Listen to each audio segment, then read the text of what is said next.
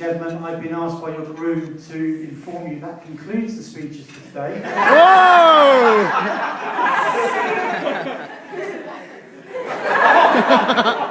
But with the best in the world, I know that it's his wedding day, but do we really want to let him get away with that? No. In that case, ladies and gentlemen, please put your hands together for the best men!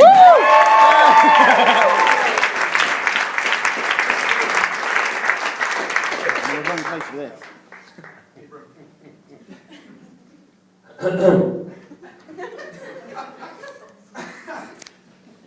Good evening, everyone.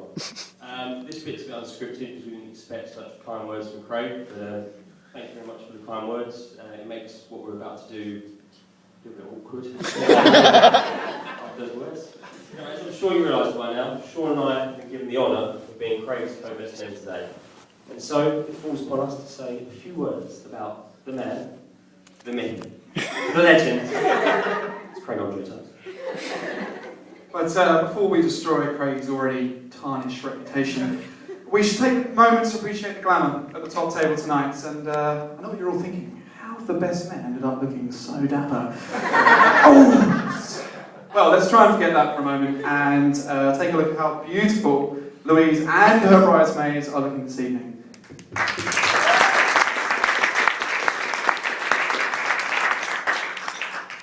So, as you can tell, Sean and I will be sharing best man speech today because we don't.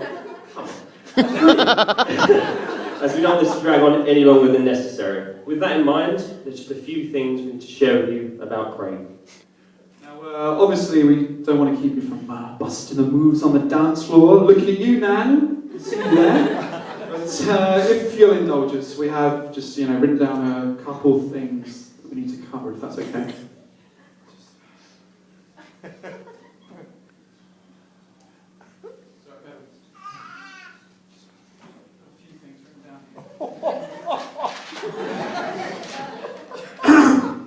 Sorry, just bear with us for this one. So it's pretty short.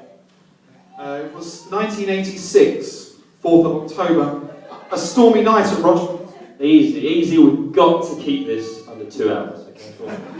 So we've said how lovely the bride and her bridesmaids look today, but we should also take a moment to have a look at the handsome groom. You can see he's very much grown up from the young boy who used to count a red fishnet vest as one of his favourite tops. So with that in mind, you'll not be surprised to learn that after years of crimes against fashion, that Craig's no longer entrusted to choose his own wardrobe. So Louise buys Craig the majority of his clothes. But who knows what he would have turned up in tonight if he didn't have the sound guidance of Steve and I. Having said all that, Craig has become a lot more interested in his appearance in recent years. A little bit more metrosexual, and you'll regularly find him in front of the bathroom mirror plucking his eyebrows. But we are still saving up for the troop of waxes that would be required to tackle the dense carpet of hair on his back. What else can we say about Craig? Well, throughout his academic career, he's continuously excelled. He can count top-grade GCSEs, A-levels, degree, and his Westcliff Junior Chess Club runners-up medal amongst his many achievements. So at work, he steadily progressed from a temporary job, Essex County Council, which I got him by the way, to an indispensable cog in the council machine. But no, growing up for Craig has not all been plain sailing. There's been a few scares along the way. Driving has always been a minor concern. After reaching the age of 17, within 2 months, he had passed his driving test at the first time of asking, which would make you think he was a natural. 3 incidents followed, involving a blown tyre, a collision with the back of another car, and aquaplaning into a Pagglesham ditch. Of course, Craig's always denied that that was any of his wrongdoing, but they weren't his fault. Someone was always distracting him, and he might be right, Steve. He might be right. But being pulled over by the police under suspicion of taking drugs, it's a little bit harder to blame on someone else. Although we must point out that Craig has always strenuously denied any wrongdoing. And to be fair, most of us have done things while driving we would rather forget, and as Craig's got older, the reckless driving has eased off, bar the old speeding fine. In fact, Craig has definitely matured. You certainly wouldn't catch him making any immature mistakes. Oh, hold on. What about, leaving a bag of maggots in the boot of your car only for them to escape and infest the entire car? Or organising gatherings and then sleeping through the gatherings that you've organised? Sneaking out of bed at night to play video games? Flooding DIY stores and causing thousands of pounds of water? Or running away from your friends and falling asleep in nightclubs? I think, as you've guessed, he does all of those things. A night out with Craig would not be a night out without spending at least half an hour before we can leave, trying to track him down, only to find him already ejected from the nightclub for falling asleep against a speaker. So tonight I think we all need to do our bit, keep an eye on him in case he tries to give us the slip. So far we've given the impression of Craig's a bit of a party animal, but it's a bit of an exaggeration, do you think, Steve?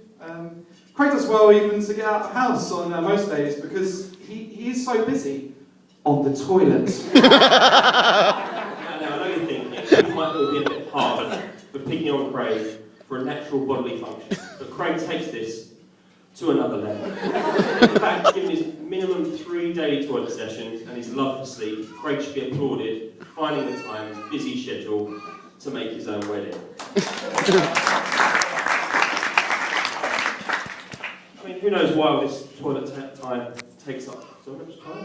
Maybe it's his staple diet of rustlers, microwave burgers, cocktail sausages, hula hoops, cherry tomatoes, cheddar cheese, and copious amounts of Coleman's mustard. Have something to do with it. We've tried to hurry Craig along on the occasion to try and make the most of the day, but try to rush Craig through one of his sessions at your peril. Most of us have witnessed the hissy fits that he throws if you dare to cut short his time on the throne.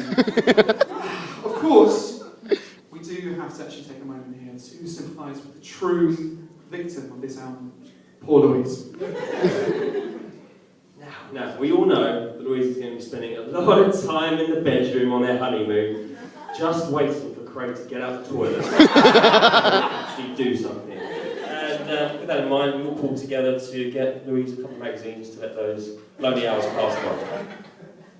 There you go, Louise. Those of you to keep you busy. Actually, Steve, do you think that's enough? I don't think I'll keep her busy. Craig's in the toilet quite a lot. That looks better. Excellent. There you go. That'll keep you busy.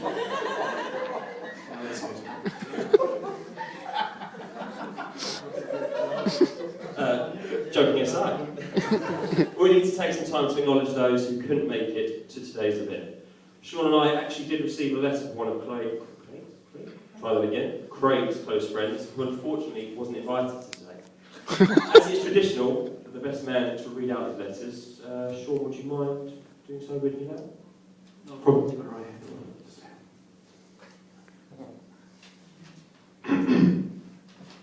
Dearest Craig, I'm writing to you to let you know how I feel. We've known each other for as long as I can remember, and despite not being invited to your special day, I know you still care for me. We've had a good run together, but it's time for us to stop kidding ourselves that there's space in your heart for me and Louise. We've been sleeping together behind Louise's back for too long, and even when she's still in the same room. I can't go on like this. Your love can't be shared. You need to decide it's me or her. I was here first. Yours lovingly, Freddie the Teddy.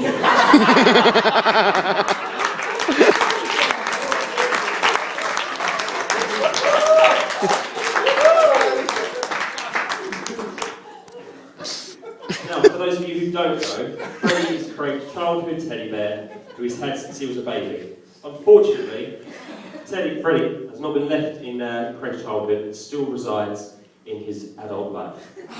Here we can see Craig and Freddie in a passionate embrace. Don't ask how we got that. For some reason, Craig has been ashamed of this secret for 25 years now. Hardly anyone knows its existence. That might have changed now.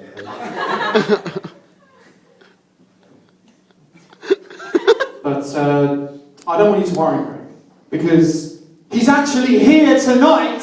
Ladies and gentlemen, the third best man, Freddie the Teddy! Big cheers, Freddie.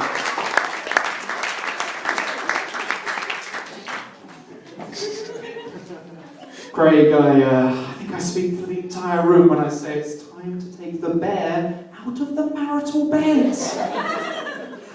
Okay, well, in all seriousness now, we do need to take some time to say a few kind words about the bride and groom. And today has been a very special day for me because I was, as you all saw, I was given the honour of giving Louise away. And I've also gained a wonderful new sister. As of many of you in the room, I've known Craig and Louise right from the start of their relationship. And one thing I know for certain is I've never seen my brother happier than when he's with her. So I see nothing but happiness in their future together, and I don't need to wish you guys good luck because you're already the luckiest people in the room for finding each other.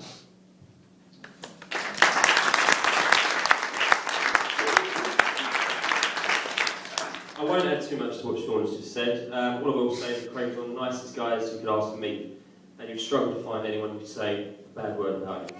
I'm honoured to have him as a best friend, and I'm extremely happy that he's found Louise because it's clear they're made for each other.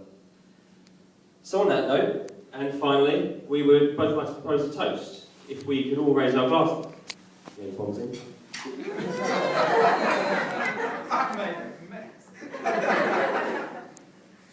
May the joys you share today be the beginning of a lifetime of happiness. To the bride and groom. Bride and groom.